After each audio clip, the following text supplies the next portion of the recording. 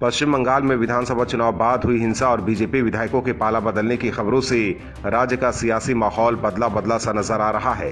इस बीच राज्यपाल जगदीप धनखड़ दिल्ली पहुंच बंगाल की हिंसा को लेकर राष्ट्रपति रामनाथ कोविंद से मुलाकात की है। राज्यपाल ने दिल्ली में केंद्रीय मंत्रियों प्रहलाद जोशी और प्रहलाद सिंह पटेल से भी मुलाकात की है। माना जा रहा है कि राज्यपाल की मुलाकात से मुख्यमंत्री ममता बनर्जी और बंगाल सरकार की मुसीबत बढ़ सकती है, क्योंकि बंगाल हिंसा पर राज्यपाल ने सख्त रुख अपना लिया है। धनखड़ ने बंगाल में जारी हिंसा को लेकर राष्ट्रीय मानवाधिकार आयोग से शिकायत की है।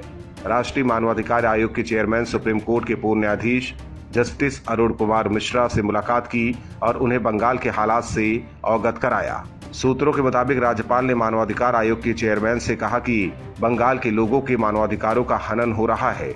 आयोग इस पर ध्यान देते हुए ठोस कदम उठाए। किसी राज्य की कानून व्यवस्था को लेकर वहां के राज्यपाल द्वारा मानवाधिकार आयोग से शिकायत करने की ये देश में पहली घटना है। उधर राज्यपाल के दिल्ली दौरे से टीएमसी खेमे में खलबली मच गई है।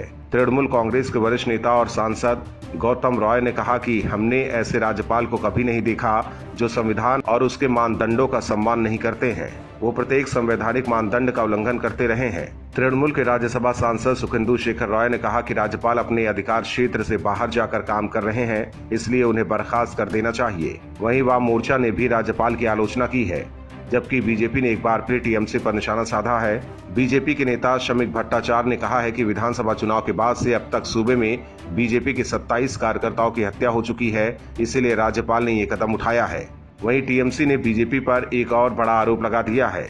राज्य में हिंसा के बाद घिरी मुख्यमंत्री ममता बनर्जी ने बीते दिनों केंद्र सरकार पर आरोप लगाया था कि वो बंगाल को विभाजित करने पर तुली है। उन्होंने कहा कि बीजेपी का एक वर्ग उत्तर बंगाल को केंद्र शासित प्रदेश बनाने की कोशिश कर रहा है। उन्होंने ये भी कहा कि वो राज्य में किसी भी फूट डालो और राज करो की नीति को जड़ नहीं लेने देंगी। दरअसल बीजेपी के जलपाईगुड़ी उपाध्यक्ष आलोक चक्रवर्ती की माने तो एक आभासी बैठक हुई थी, जिसमें नेताओं ने भाग लिया। चक्रवर्ती ने कहा कि यहाँ कुछ समय से ये मांग की जा रही है, मुख्य रूप से इस क्षेत्र की उपेक्षा और विकास नहीं होने के कारण। यही कारण है कि उत्तर बंगाल अलगाववादी आंदोलनों का गढ़ है। एक राज्य का आंदोलन संभव नहीं है, लेकिन केंद्र शासित प्रदेश बनाना संभव है।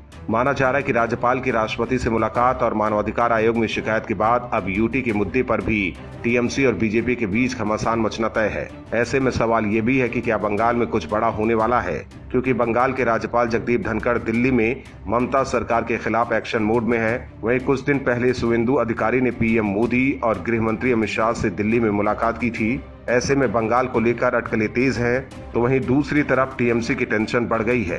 Bureau report, OMH news. और भी वीडियोस देखने के लिए चैनल को सब्सक्राइब करें और बेल आइकन को दबाएं।